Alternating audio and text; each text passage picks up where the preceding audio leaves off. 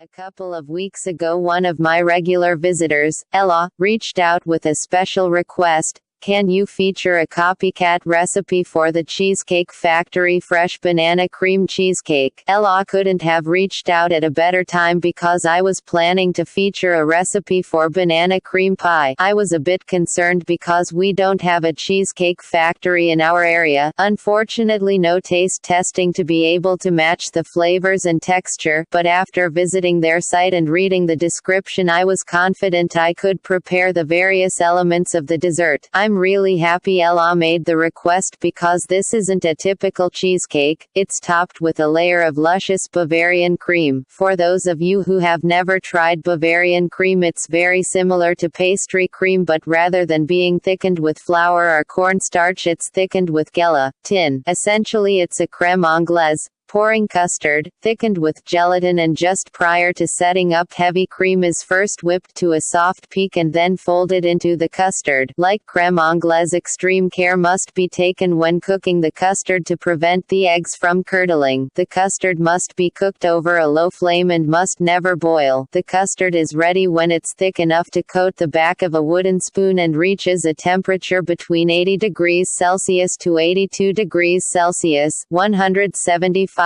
degrees Fahrenheit to 180 degrees Fahrenheit. Immediately after adding the gelatin, the custard is typically cooled down quickly over an ice water bath before folding in the whipped cream. Bavarian cream, or crema bavarise in Italian, or bavaroise, is usually flavored with vanilla or liqueur. Popular variations incorporate fruit puree. If served as a dessert, the Bavarian is classically set in a large fluted mold, but it can also be served in glasses with a medley of fresh fruit. My daughter, Liana, was invited to a dinner party at the home of her boyfriend's parents, and she wanted to ing the cheesecake for dessert. Although I'd made more than one, I was hesitant because I didn't have a chance to try the cheesecake before sending it along. Was I successful in matching the Cheesecake Factory flavors and textures? I haven't a clue, but I'm hoping Ella will be kind enough to report back once she's had a chance to try the recipe. As for how the cheesecake was received, Elizabeth, the hostess, was kind enough to send a message. Hello Grace, and thank you so very, very much for the wonderful cheesecake you made